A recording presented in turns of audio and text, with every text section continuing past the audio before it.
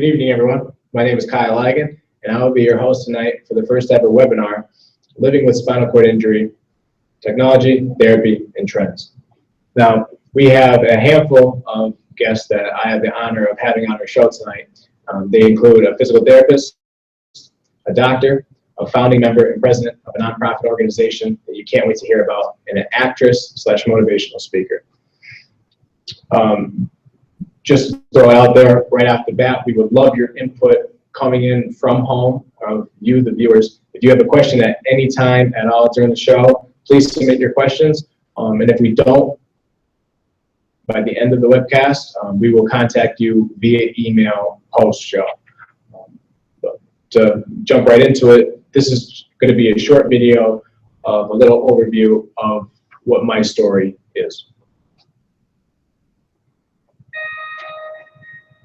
Growing up in a small town full of blue-collar workers taught me from an early age that nothing in life is ever handed to you. If you want something, you go and get it, period. I took that hardworking pays-off mentality and applied it to everything I did in life, especially with sports.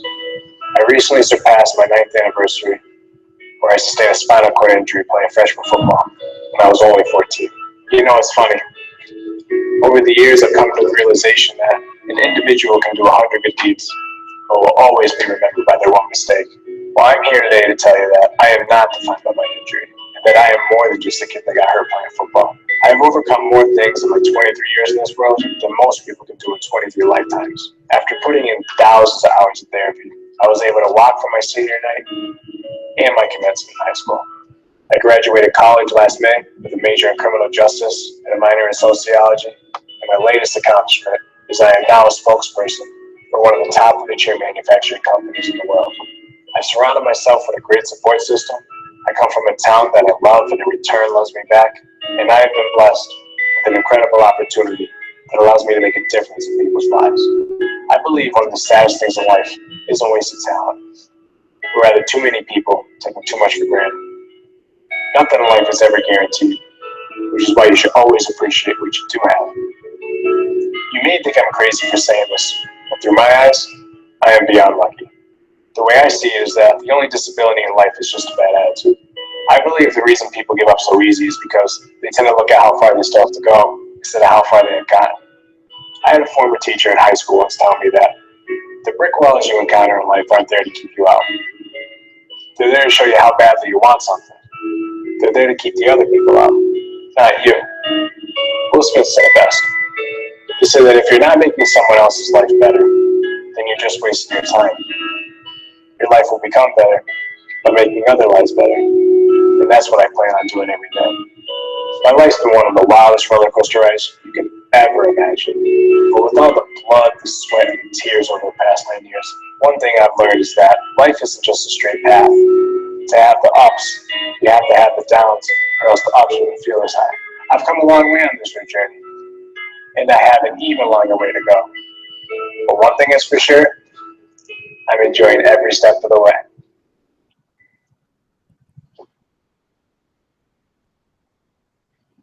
Now, as I mentioned in the video, it was 10 years ago since I've been hurt. In the beginning, it's just been an uphill battle. I was barely even able to pick up my arms up over my head when I was in ICU for 13 days in Philadelphia, and then I got transported here to Allied Services where I did my rehab, where I would then meet Gina Tomassoni as my physical therapist. To give you a little background on myself, where I'm at today is I am, as I mentioned again, I'm spokesperson for Quantum Rehab. Part of my newest development is that I helped, along with other consumer advocates for the company, our newest technology in eye level. And I work on our marketing department, which entails a lot of traveling the country. So for instance, I was just in Boston and get insight and that information of our new technology, of what's out there and what eye level can do as far as keeping up with the speed and the height of everyday life with everyone. It's been a long journey. I have a lot of doctors and therapists to thank since that day. And one name that sticks out, or one person that comes to mind the most through all this over the past decade has been Dr. Gina Tomassoni. And it's my pleasure to welcome her on our show tonight as our first guest. So thank you, Gina, for taking the time out. Now, for those of you who don't know, me and Gina go way back, right from the beginning, since a young 14-year-old kid, very immature and arrogant and, and hard-headed, very hard-headed. But we made it work. So who don't really know who you are, give them a little background about yourself and what made you go into the physical therapy field. Okay. Like Kyle said, I am a physical therapist at Allied Services Rehab Hospital, and I've been a therapist there for 22 years now. I started right out of college and was thrown onto the spinal cord unit. I didn't know that was going to be my love for treating spinal cord patients, but I soon developed a passion for that. Went on to become a program manager of the spinal cord unit, and I mostly see spinal cord patients now when they come into Allied Services. Okay, so you mentioned about working with a lot of spinal cord patients. Mm-hmm. What does physical therapy do for someone who just doesn't want to do it, if they're lazy, they don't think it's going to work for them? Touch on the importance of how much of an impact physical therapy plays in the role of someone who just sustained a spinal cord injury. I think one of the most vital roles for the physical therapist is to educate the patient on exactly what has happened. When you get a spinal cord injury, as you know, it's a life-changing event for not only you, but your family, your friends, the whole community. So I think the biggest part of educating the patient allows them to then buy into what they can still attain, why physical therapy is so important in helping to attain those goals, and what still is possible after spinal cord injury. What would you say is the average age of a person that you see with a spinal cord injury? In our area here in northeastern Pennsylvania, it's probably a little bit older than the average national. We have a highly geriatric population, so probably the average age of our patient we see at Allied is between 55 and 65, with various ages sprinkled in. As you know, you were 14 when you got injured, so we see patients as young as 14. We got patients who are in their mid to upper 80s that could attain spinal which I did not know until recently, that Allied doesn't see anybody younger than 14 for a patient. 14 for inpatient, yes. Yeah. And then we have a pediatric outpatient department. Okay, so how commonly would you say that you have seen or treated someone similar with my condition on a daily basis? Spinal cord injury is actually pretty popular, if that's the word you want to use in this area. Mm-hmm. People can get a spinal cord injury not only from trauma, like you did, but also from disease processes. So do I see a lot of young football players as patients? Not necessarily, but do I see a variety of patients from a variety of mechanisms of injury? Yes. So it could be trauma from football or a sports-related injury. It could be motor vehicle accident. It could be a fall down the stairs. It could be a patient who might have had a stroke of their spinal cord or a tumor pressing on their spinal cord. So there's various mechanisms of injury, but they all fall into that spinal cord injury terminology. I want you to take your time with this next question, because I just want to know, what would you say would be, from a therapist's perspective, the most difficult thing of our time together, since everything was so luxurious? Yours and my time together? Yes, yes. Wow. Probably the fact you were a teenager. I think that was a huge adjustment for you to be, first of all, in the hospital. Second of all, to be in the hospital with a lot of older patients. Yep. You actually were there at a time where we had some younger patients, but more teenagers who didn't want to talk to each other necessarily or share stories. So I think you were very bullheaded, very focused on what you wanted to attain, but yet not willing yet to accept maybe what happened to you. And I know you and I have talked about, there kind of was that one day where it kind of hit you. Yeah. I'm going to be in a wheelchair. To touch base on that really quick, once I got hurt, the doctor told me alone, like, you broke your neck. I'm thinking, okay, no big deal, I'll throw a brace on, go to school the next day. I didn't realize the severity of my injury. And even when I was at Allied, I mean, I knew I couldn't move my legs and stuff, but it still wasn't registering until we had the family meeting, and my mother was bringing a whole bunch of close family members to come, and I was thinking, like, why do they have to come to this type of meeting? And she said, well, how to handle the wheelchair and stuff like that. And that's when I lost it for like the first time. I mean, we all have those days, but that's when it really hit me, like, oh, it's not just temporary. Like, there's no on and off switch. It's just going to be along the road. So I think that probably from that point, you became a little bit, to use your terminology, difficult. Mm-hmm. But I also think that allowed you to start to understand your injury a little bit better, which helped us to prioritize what we needed to do to get you home and to get you to that next level of care. So maybe it was difficult, but it was necessary and helpful at the same time. So going, I'll jump a few questions ahead, since you just mentioned it. For someone who just sustained a spinal cord injury, they're basically relearning how to live in an entirely new body. So how do you go about making a certain like workout or plan for their therapy session, given their immobility at some parts or impairments? So how do you go about making for each individual patient? So each individual is very different. Everyone presents differently. So we do an initial evaluation. We look at what are your impairments, what deficits do you have, what's the complete or incompleteness of your injury, and we establish a plan of care from there. So our goal is to maximize your level of independence as an individual based on what function you have or what function we feel you will get back while you're there at Allied. Again, while you're there as an inpatient at Allied, as you know, those are very short-term goals. That rehab on the inpatient level is just only the beginning, that you're in rehab for a very long journey after that. So we try to prioritize what are our short-term goals, what are long-term goals, what are future goals. We also look at what are your work goals for you getting back to school. So we try to look at the whole person. It's not only physical therapy, but occupational therapy, psychology, rehab nursing, we have social work. So we have a whole team approach to help the individual and your family to get back on track, so to speak. So would you say more of a marathon, not a sprint? Absolutely, absolutely. Being a physical therapist in an inpatient facility, as you mentioned, what are the expectations for a patient given only limited amount of time? And it's got to be hard on the patient and also yourself, because if they're not ready, but then they're getting discharged regardless. So basically, how do you know when you're doing all of these therapy sessions, when your patient is strong enough, or what is the turning point where you see that they can progress to something more difficult that will help them in the longer run when they get discharged? Well, as you mentioned, inpatient rehab, especially these days, is very limited time-wise.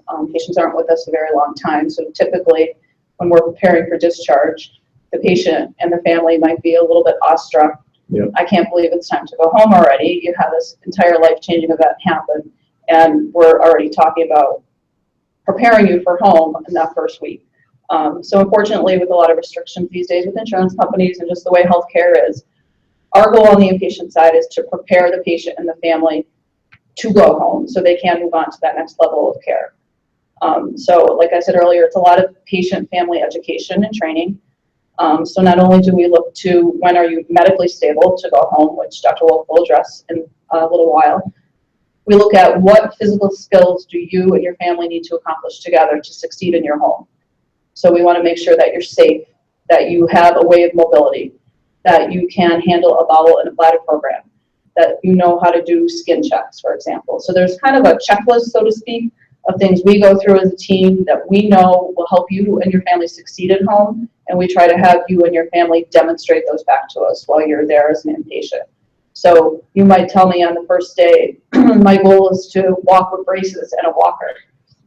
So I would tell you, Kyle, maybe we're not going to accomplish that in the first 3 or 4 weeks of inpatient rehab. That might be a long-term goal. Let's work together to see what are the goals we need to do to get you home safely. What equipment do we need to order? What kind of training do we need to do to help you succeed at home? And then for myself, included not only as much physicality as it was to it, but then also making sure you're able to go home. But once you get home, are you able to still live in that same facility, or if there's any Absolutely. accommodations that you have to do Right, with extra luggage that you're bringing along. right, right. Once you get discharged too. Absolutely. So there's a lot of preparation before the patient goes home, and we do a lot of drills, so to speak, to prepare you for home. So making sure they're prepared. How many sessions would you say on average? I know every case is different, but the average for someone with a spinal cord injury, how many sessions would you say they get a week, and how long do they normally last for? Well, on the inpatient side, we're under very, I don't want to say restrictions, but there are very specific rules and regulations for you to come to an inpatient rehab hospital. You have to get therapy. You have to be able to tolerate therapy daily, or at least Monday through Friday. So we say 5 out of 7 days a week, you will get therapy for 3 hours a day total. That's between physical therapy, occupational therapy, speech therapy if you need it. So at minimum, patients are getting 5 out of 7 days of therapy. As far as their length of stay might be dictated by their level of injury. So patients could be with us anywhere from 2 weeks to maybe 4 to 6 weeks, again, depending on insurance restrictions, level of injury, and what type of support system they have at home. So one of the last questions, I want to wrap it up, and then we can turn it to our viewers at home, is that even in the decade, not only with phones or wheelchairs, but just the technology for the equipment that you use in therapy, what would you say that you primarily use now, really have a decade ago when I was one of your patients? It's funny with spinal cord injury, because on the inpatient side, a lot of times you go back to basics. If you have a mat, Fundamentals. and you have a transfer board, and you don't always need fancy equipment to accomplish significant functional goals. Rocky style. There are a lot of new things out there on the market. There's a lot of body weight support systems for gait training that maybe some of the viewers have seen. Now is robotics and exoskeletons that are helping patients to get up and walk. A lot of continued stimulation, so different types of FES bikes. They're doing some implantable electrical stimulation these days. So there's always something out there, not necessarily appropriate for every patient. I think sometimes a lot of fancy things to accomplish significant goals. There are a lot of exciting things out there to pursue. So going off that, would you notice an improvement of patients that you've had who used this technology, that maybe their stay wasn't as long 10 years ago than it is today, or it just varies depending on? No, I don't feel like anything out there has improved our outcomes on an inpatient side. I think what determines a good outcome from the inpatient side is good family, friend, community support. Patients that have family to go home to, people that come in and participate in their care and are willing to help them get through the hard time, I think are the patients that do the best over any type of body weight support system or exoskeleton out there. Okay, well, Gina, thank you for coming in today and taking the time out of your busy schedule. I mean, I'm sure I can speak for everyone at home that none of us would be where we are today had it not been for people like you, our therapists. So, look, just because you are living with a spinal cord injury has to stop you from living your life to the fullest. Coming up after the break, we will meet an individual who enables and empowers people to do just that. But first, we are going to take a short break with a video from our supporting partners.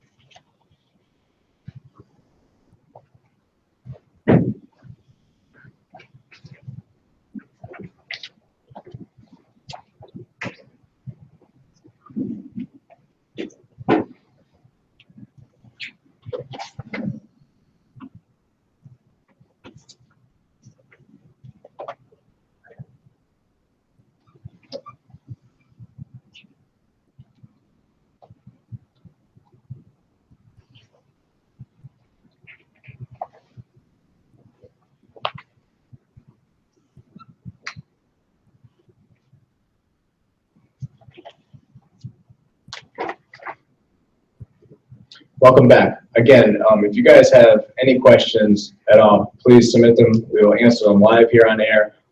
If you end up having a question that we don't get to, we will gladly respond via email or get back to you some way, shape, or form afterwards. But right now, I just want to welcome Joe Salva, who is the founding member and the president of the nonprofit organization based here in northeastern Pennsylvania, which is called I Am. So Joe, thank you for coming out tonight. Thank you for having me, Kyle. Absolutely, it's our pleasure. So Joe, for the viewers at home, just tell us a little bit about yourself and a little bit about your background and a little bit more about your story that people don't know about.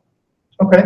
Well, I'm 38 years old, and I happen to have a spinal cord injury, C5, C6, complete injury. It happened when I was 26 years old, so a little bit over 12 years ago.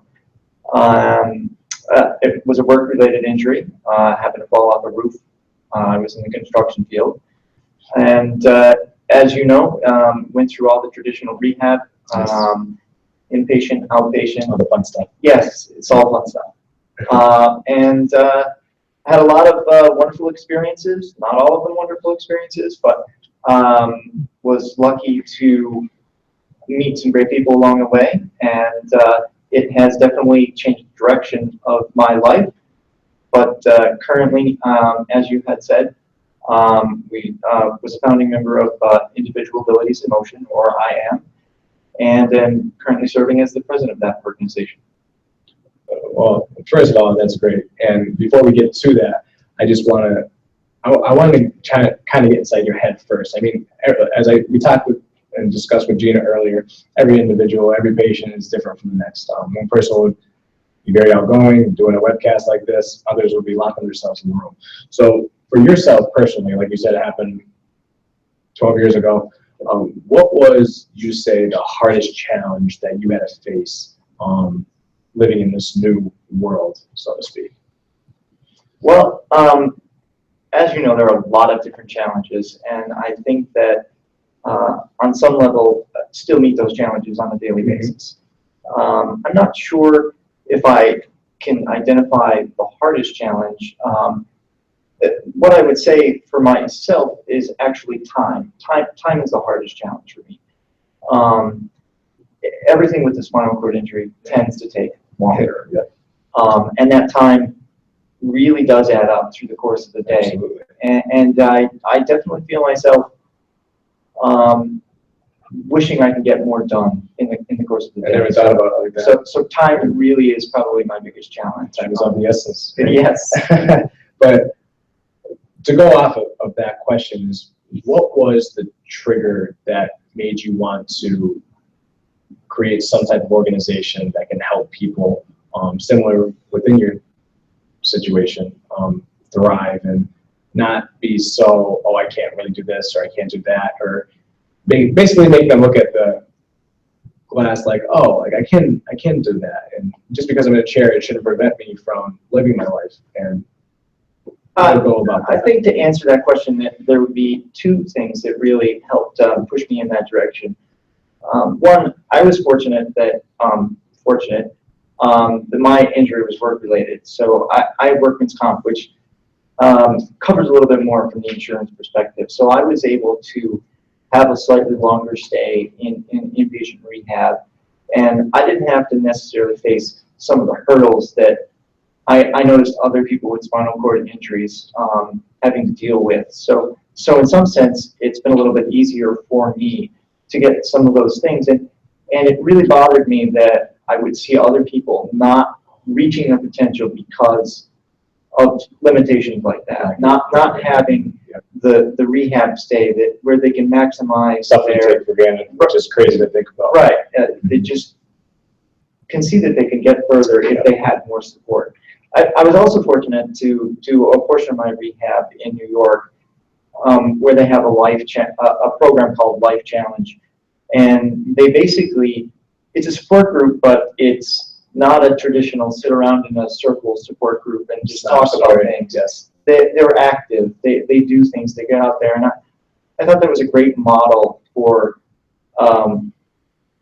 just a way to offer support. It's through doing things. It's not just by sitting there talking about it's moving forward.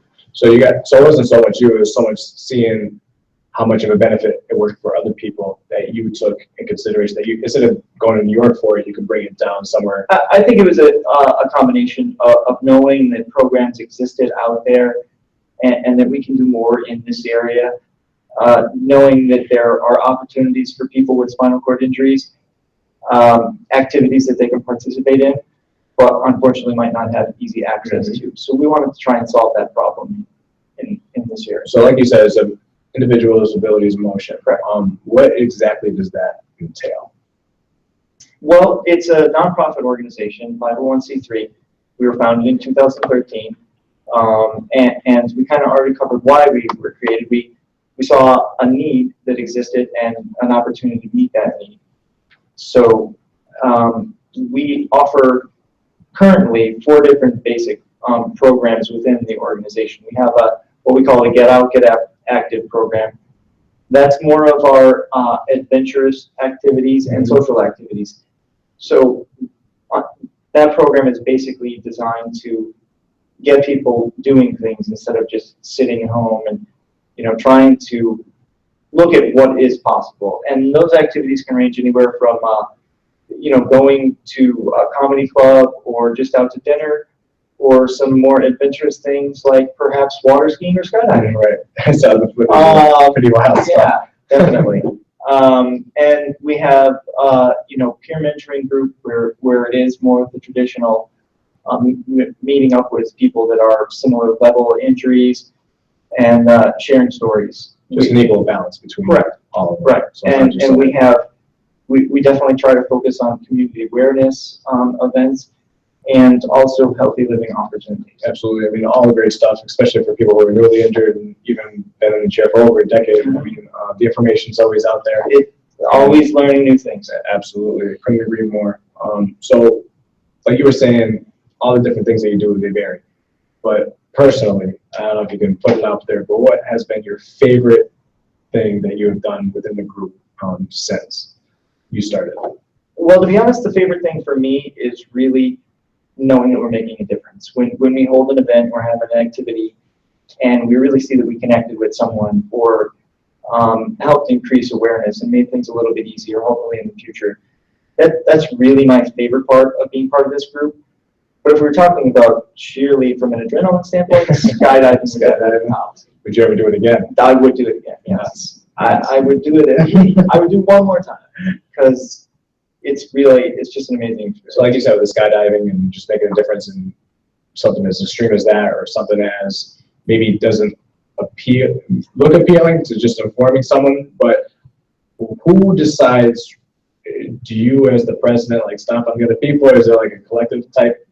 It's not a dictatorship. Or who decides, or how do you come about what's coming up next or what thing you're going to do? We really try and listen to our members and the people that we're working with. We try and network with people within their group and, put out a survey or listen to input.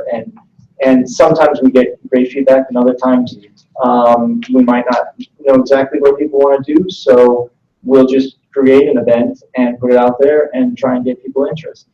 That's great. Well, I'm going to take a quick stop from our little session because Kelly from Texas asked Joe, how do you focus on empowering others with activities you cannot do yourself? That's a pretty good question. Thank you, Kelly, by the way.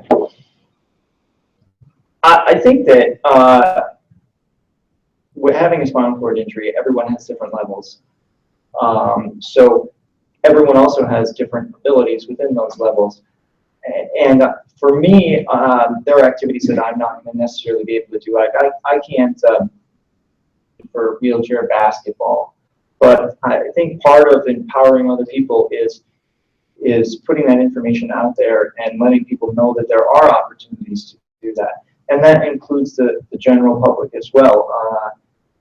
More awareness is key to providing people with the opportunities to fulfill their potential. Great.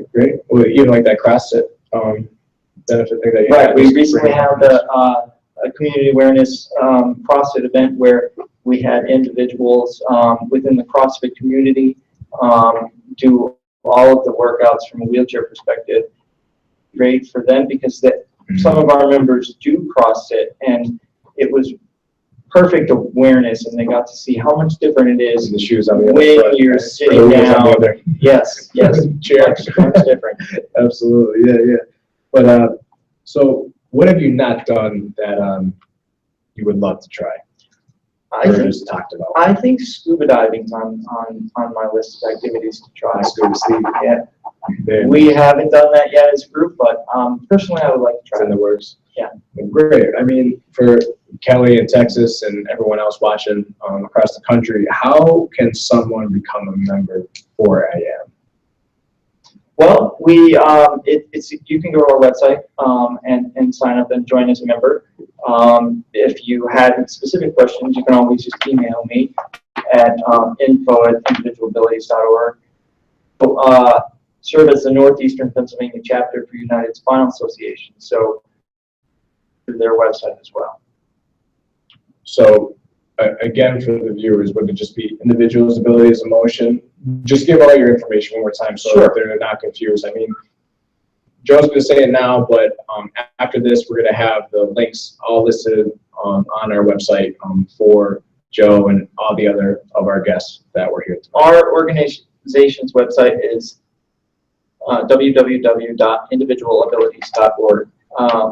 You can send email at info@individualabilities.org, or you can find us through unitedspinal.org under Northeastern Pennsylvania chapter. Well, thanks again, Joe. I mean, for all the hard work that you and your organization does, that just because you're in a chair, it shouldn't stop you from doing what you want to do and stopping you from getting to your full potential, even though you are limited, you're not limited. I mean, There are limitations, but there are still lots of I mean, possibilities. in a sense, you went from crawling to flying from skydiving, depending on how you look at it, and it's all great things. Definitely go out, check out his website. Again, thank you, Kelly, again, for submitting your question. Floor is always open. Like I said before, right from the beginning, there's only a couple more segments left, so if you have any questions, please, I can't force it enough, put them in, and really quick, we're going to take a short break with our sponsors from Quantum Rehab.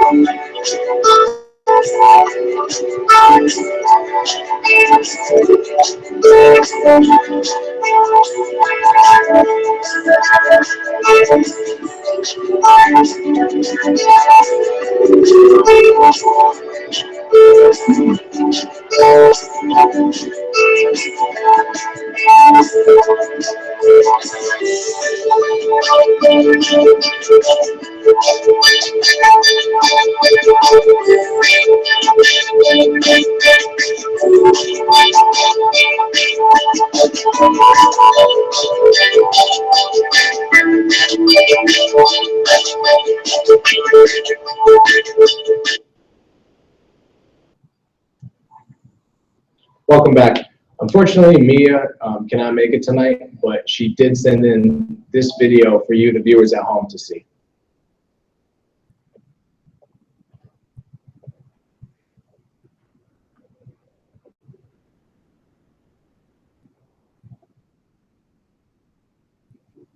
And I am so glad to be a part of this webinar. I'm actually not live because sometimes technology doesn't always do what we want it to do, but I am traveling right now for my wedding. So I really wish I could be in live, but this is, the next best thing, and I'm really, really happy to be a part of this program. I think it's very important. I think we have a lot to talk about when it comes to spinal cord injury and the life after spinal cord injury. I do believe that it's a life changer, not a life ender. Although when I first got paralyzed at age 15, I did think it was a life ender. I thought my life was over. I didn't know that I'd be able to go on with my life and do everything that I had dreamed of and wanted to accomplish regardless of a wheelchair. When I was in high school, I had a stomach ache. I was on the swim team in my high school, but I went to the hospital with a severe stomach ache, and towards the end of the night realized my legs were really heavy. It wasn't until the next day that they did an MRI and we found out that there was an AVM, an arterial venous malformation, which is a rare blood vessel in which it was in my spinal cord and it ruptured. When it ruptured, it damaged nerves in the spinal cord, and those don't regenerate. So that's why I ended up with a spinal cord injury. And when they told me I was never going to walk again, I really believed that that was the end of my life. I didn't think I'd ever go in public again. I didn't think I'd ever do sports again. I was very athletic.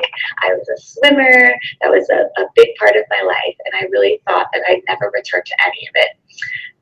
And you know what, about a month into my physical rehab, I started to gain strength, not only physical strength, but mental strength, and started to realize that my life wasn't over and that there were all these things I could do. And if I didn't do them the same, I could still do them, but maybe differently.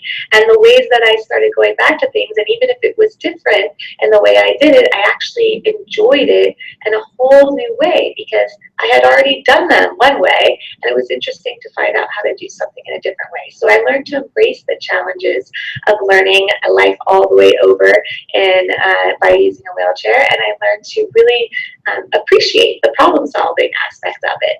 I never feel that I'm ever stuck or that I can't move my life forward, because I do believe that a lot of it is a mental attitude. And I never let anything make me feel like I can't do something. If I might not be able to do it the way I thought I would be able to do it, I can always find a way to do something. And that's why I don't feel disabled and I don't feel paralyzed. I do feel that I can accomplish anything I want regardless of being paralyzed or in a wheelchair. I really felt like it was important to also spread that message to people not only in wheelchairs, but people that have never experienced somebody that is dealing with spinal cord injury or dealing with someone they know that had spinal cord injury. So when I was in the hospital, I actually looked up the TV one day and I was like, I really wish there could be somebody on TV or somebody that was in the media that could make me feel that, wow, like if they can do it, I can do it, and that they would be somewhat of a role model. So I kind of, thought I had that moment when I was in the hospital, and then thought, well, maybe I could get the opportunity to do that someday. So fast forward all these years, in between I went to college, University of Florida. I majored in TV and film production. And then I moved out to Los Angeles and I started working in the recording industry, and then went on to graphic design. And then I found myself meeting all these new people, and I never really had friends in wheelchairs before. But when I went out there, I met these great people, including these three other girls named Angela, Auntie, and Tiffany, and we became friends, fast friends. Mostly because of our attitude, we just kind of bonded. And then when we started kind of wanting to get together and advocating for positivity within spinal cord injury, we were approached to do a show, and that show is Push Girls. And so some of you may have seen it, some of you may have not, but the main goal in that show was to show the public that the wheelchair is the least of our worries in our lives, because we really are just people at the end of the day dealing with the same things everybody else is dealing with. And if we show the world that we're just people too, maybe sitting down, then they will not have fear about disability anymore, and they will not feel the need to shun it or to to not embrace it and to not embrace inclusion. So the show was very successful, and we had a great time doing it. We still are working on some new projects, so stay tuned to our social media and stuff. And I am really just excited about what's happening right now in the world of spinal cord injury and inclusion. I think that we're just hitting the surface when it comes to getting recognized and also showing people that there's nothing that we can't do. And I really want to continue to be an advocate for that and also encourage others to as well. I think it makes a big difference, not only in our own personal lives, but also in the mainstream society. So the other thing I wanted to touch base on, I know that you're going to be seeing a video right after this about me getting back in the pool. As I mentioned before, I was a swimmer when I was 15 and got paralyzed. And I did go back to so many of the activities I did before that included basketball and water sports and even academics, just going back into my life. But the one thing I left behind at the time was swimming. And I didn't realize that it was an emotional boundary that was keeping me from doing that again until years and years later. I knew that I was able to swim. I was told that, but for some reason I just didn't want to. And I wasn't ready. 17 years after that, after I had last swam, I got back in the pool again, and Push Girls was able to capture that moment. It was a very special moment for me, and I am so glad that it's actually documented because it was a big milestone in my life. I had, had this fear, I think, that there would be a huge aspect of swimming that would make me feel like I was limited and that there was something that I was afraid to deal with after, my life before and life after. So when I got back in the pool and started swimming, all of that fear melted away. In fact, after all the other times I had done a swim meet and, won first place and had ribbons, this time I felt like a true winner.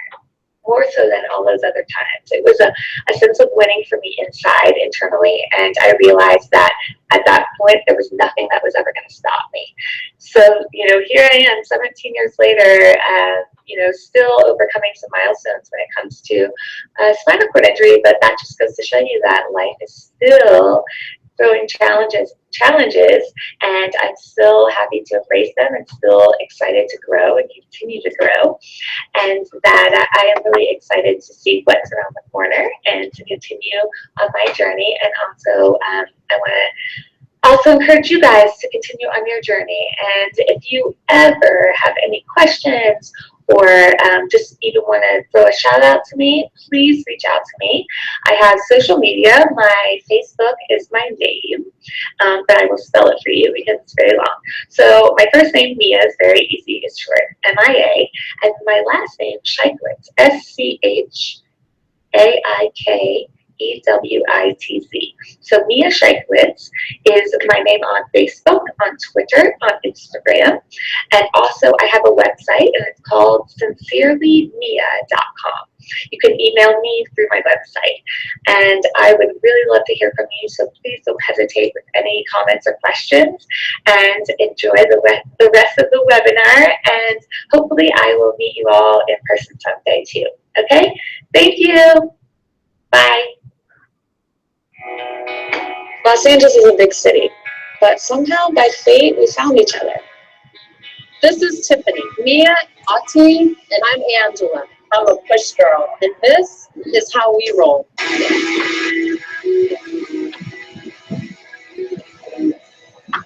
Within seconds, my whole life changed. I was paralyzed from the neck down. I was hit in the head-on vehicle collision. I was just growing into myself. The doctor said you'll never walk or dance again. They pronounced everyone dead on scene, including myself. I didn't have an accident. For me, it was like my own body turned on me.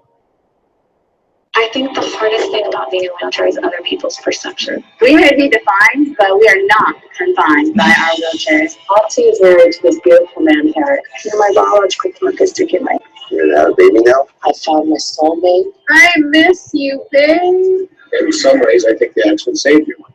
I'm proud of you and I love you. today I'm gonna try to swim for the first time in 17 years.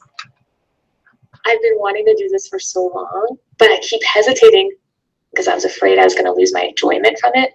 If I lost my enjoyment from it, I'd feel like getting paralyzed took something away from me. If my challenge was to be in a wheelchair for life, I wouldn't make it a hindrance and keep me from doing things I wanted to do. I need to try this because it could be something.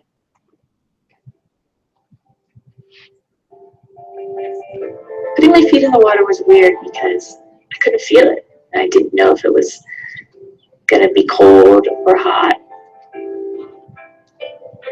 I think I'm afraid of feeling weak and feeling limited and feeling trapped.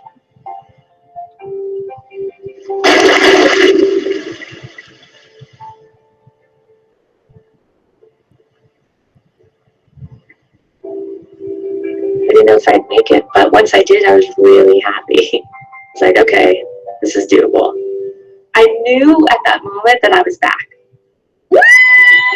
We are the group of 4 women coming together, embracing a catastrophic event and turning tragedy into triumph. Having a strong friendship with the girls is everything. Thank you for being here and being in my life. We are so strong individually, so together that just makes it even more like dynamite.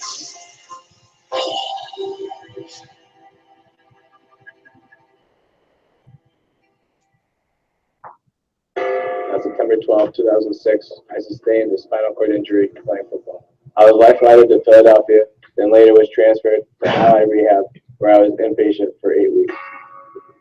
She kept giving me things to do and just constantly kept getting better. That's why I believe that I've gotten to a certain point where I am now, and so progressively getting better.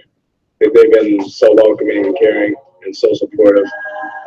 It's just remarkable.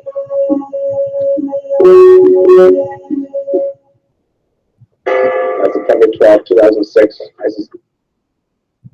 Welcome back, everyone. Before I get to Dr. Wolk, we had a question submitted in by Clinton Green. Clinton, we don't know where you're watching from, but it was. Well, Clinton wants to know about the unit that you're using. Was that your first mobility device? And is there anything that you would change about your choices and devices? It was.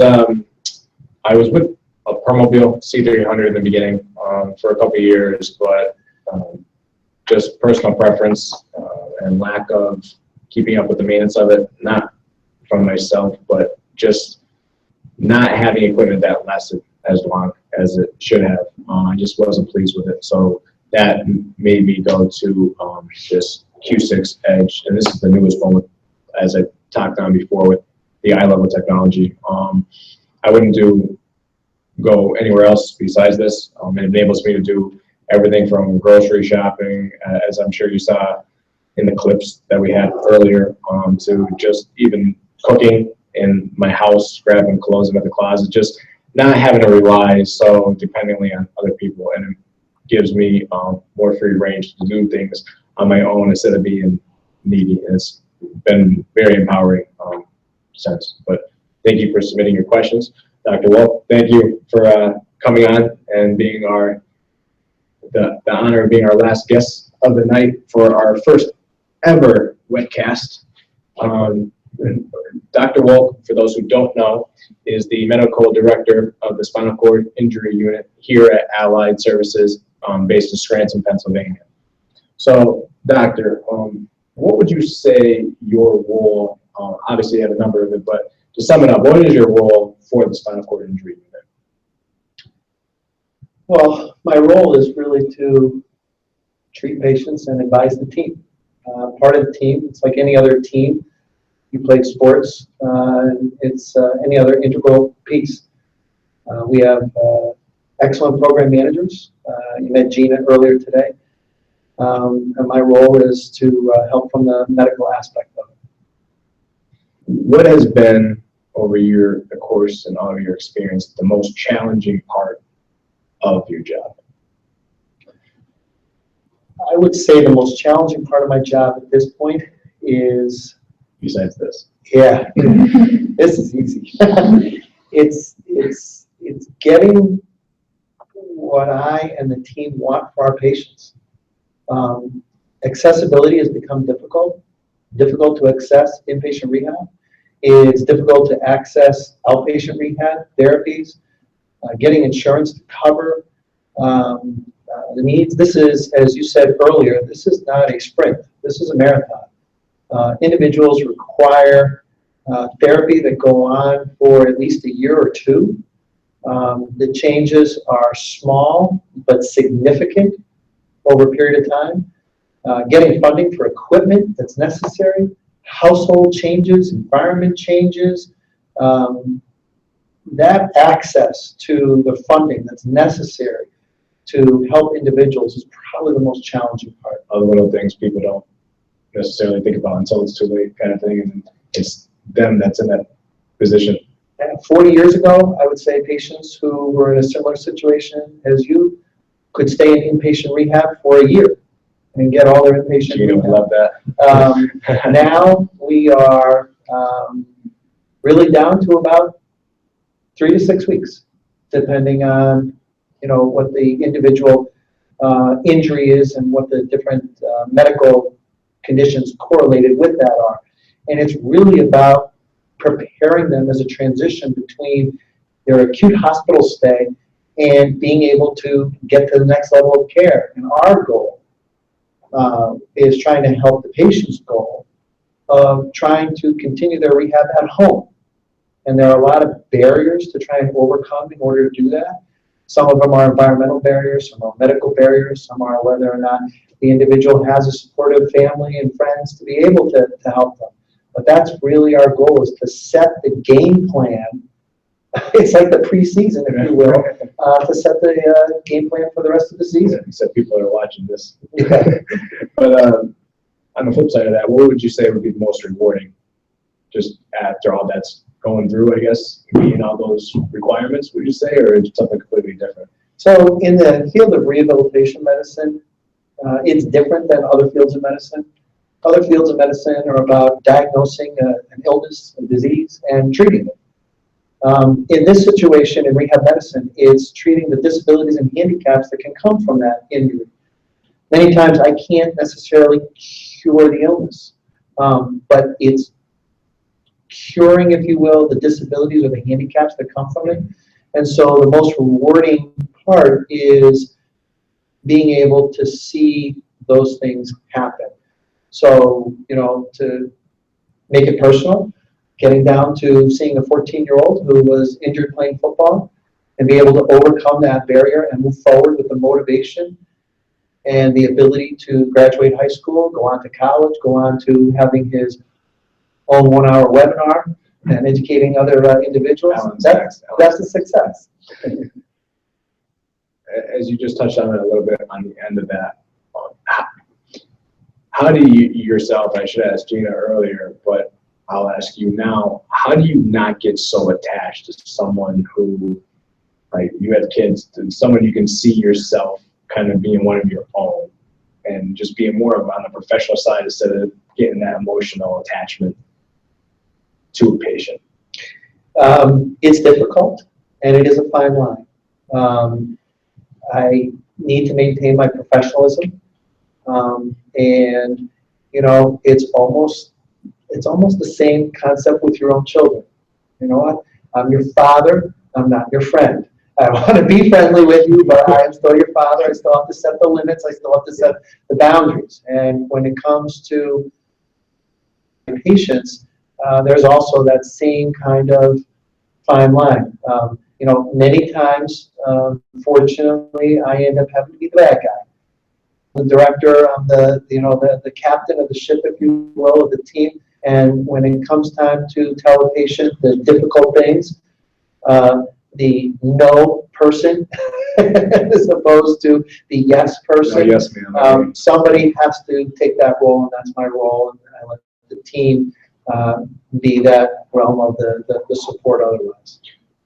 Now, since the beginning of your start here, even at Allen, or just in medicine and rehab in general, the new hypothermic treatment that has just come out a few years ago. What is your take on that? And for the people at home who aren't really acclimated with that, can you touch a little bit on that part of the treatment?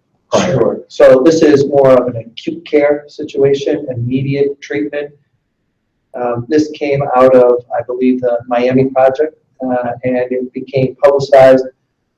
Kevin Everett, who was the professional football player for the Buffalo Bills, and essentially the sideline physician at that time, when the injury occurred, called something that was going on to Miami project, which was to induce hypothermia. And the idea of hypothermia, or reducing hypothermia, was to slow the swelling phase, the scarring phase down initially. It's not, when an injury occurs to the spinal cord, it's not necessarily that initial insult that can be the most damaging. It's the swelling that can occur, the edema that occurs afterwards, and then the scarring that can occur afterwards. Was that by inducing hypothermia, you are slowing that whole process down to then try and prevent that edema and prevent that type of swelling and therefore the secondary damage. Have you yourself had any patients, not going into names or anything, who had that type of treatment done? No. Before you? I don't believe that at this point this is considered mainstream type of treatment in the field yet. Okay, okay. So just luck and chance in his case that it just happened to work out that way. And we don't know in that situation whether or not the hypothermia, the induced hypothermia did or didn't do anything, whether or not if hypothermia wasn't induced, would Kevin Everett still have the same outcome that he had. And I touched on with Gina earlier, as far as from a therapeutic standpoint goes, with the 0Gs and the exoskeletons and that advancement, we have all that stuff out there now. We talked a little bit with Gina earlier that it's good. It may advance certain individuals, but overall, like you said, with the hypothermic treatment, it's not for everyone. How we've come so far in the past decade since I've been injured. Where do you see us going in the next 5 to 10 years as far as treatment goes or equipment for more advanced therapy? I believe that functional electric stimulation, whether it be external or implanted, is going to be a key factor. I believe that any type of remodeling of the central nervous system and taking advantage of the what's called neuroplasticity. You know, in the old days, it used to be thought that once you injure the central nervous system, that is the brain or spinal cord, that's it, it's over, it's done, there's nothing you can do. It's not like your skin, when you tear your skin and it regenerates, when you break a bone, it regenerates. The thought was the central nervous system can't regenerate. But we're finding out today that that's not necessarily true. There is this small window of opportunity of what's called neuroplasticity where there may be a chance to have an impact on regeneration. I was just telling Gina before the show, I was just reading a new article about even individuals who are injured for years can have this, what we'll call a neural bridge. And it basically creates new connections if you can tear down some of the scar tissue and help get regeneration.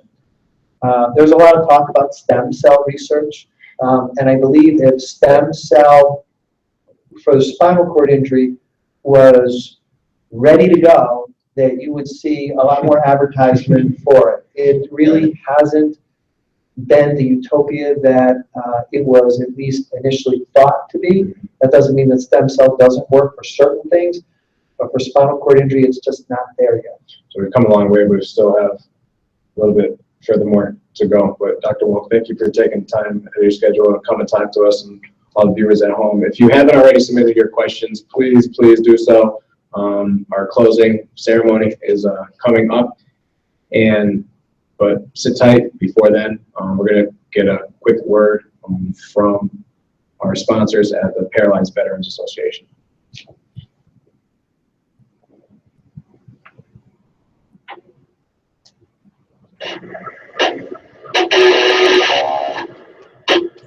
nobody has perfect life. Everybody has their mountain they climb, and mine's just physical. I had no clue what life was going to be about after I got hurt. When you're fresh in a chair, you're like a newborn baby almost. You have to learn everything all over again. I mean, anybody that plays sports knows what that rush is, to get out there and give it your all, fight to try and win a game. Go inside, there's these guys in wheelchairs just beating the crap out of each other. I'm like, oh yeah, I'm playing this.